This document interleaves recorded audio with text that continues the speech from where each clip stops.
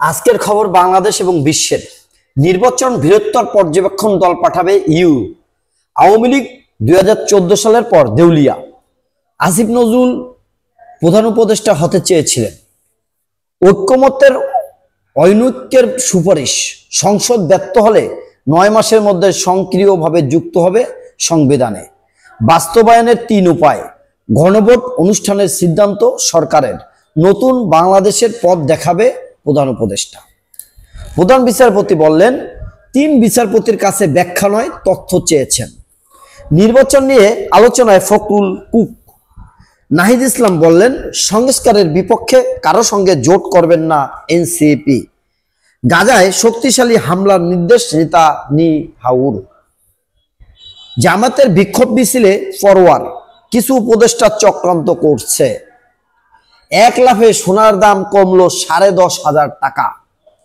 দেশ জুড়ে নির্বাচনী আমেজ, আসন ভিত্তিক সম্ভাব্য প্রার্থীর জনসংযোগ শোডাউন চলছে। ভোটের হিসাব নিকাশ প্রস্তুত হচ্ছে প্রশাসনও। নভেম্বরে গণভোট সহ 18 দাবি। বেশিরভাগ ঐবদ্ধ সম্পদ হিসাবের বাইরে। 5 আগস্ট আওয়ামী লীগ সরকারের পতনের পর শাহরিয়ার আলমের ঐবদ্ধ সম্পদের অনুসন্ধান শুরু করে দুর্নীতি দমন কমিশন। সংসদীয় শ্রম আইনের শিল্পে অস্থিরতা বাড়বে। জাপানের সঙ্গে যুক্তরাষ্ট্রের বিরল খনিজ চুক্তি। মিয়ানমারে যুদ্ধবিরতির জন্য ব্যক্তিগত কূটনীতি দরকার। এনআরসি আতঙ্কে পশ্চিমবঙ্গে একজনের আত্মহত্যা। ইম্বালুবে স্থায়ী যুদ্ধবিরতি আলোচনা ব্যর্থ।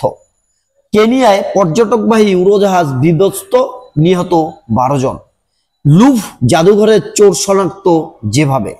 শর্ত সাপেক্ষে শান্তি আলোচনায় প্রস্তুতি জেলেনস্কি।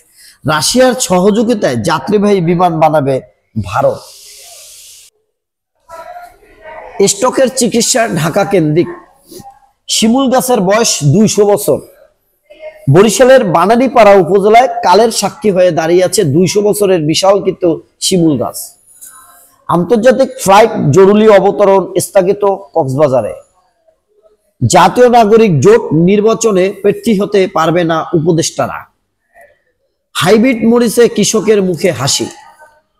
পুলিশের প্রেস ব্রিফিং। টঙ্গীতে মসজিদের খতিব অপহৃত হননি। বাংলাদেশি সহ 45,000 গ্রিন কার্ডধারীকে বহিষ্কারের নোটিশ। চট্টগ্রামে মধ্যরাতে 2 গ্রুপের সংঘর্ষে ছাত্রদল কর্মী খুন। 3 সাংবাদিককে কারাগারে পাঠানোর হুমকি বিচারকের। ইনু হানিফের বিরুদ্ধে অভিযোগ, গঠন প্রশ্নে আদেশ 2 নভেম্বর। অস্ত্র মামলায় সম্রাটের যাবজ্জীবন। ঝুঁকিপূর্ণ কাজে 10 লক্ষাধিক শিশু। লিবিয়া থেকে ফিরলেন 174 বাংলাদেশি। বডি ওয়ার্ন ক্যামেরা কেনার নির্দেশ।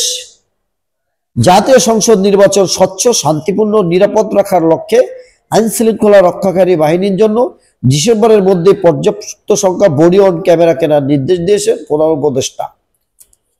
কারখানা খুলে দেওয়ার দাবিতে শ্রমিক বিক্ষোভ। তত্ত্বাবধায়ক ফিরলেন আসন্ন নির্বাচন এই সরকারের অধীনেই।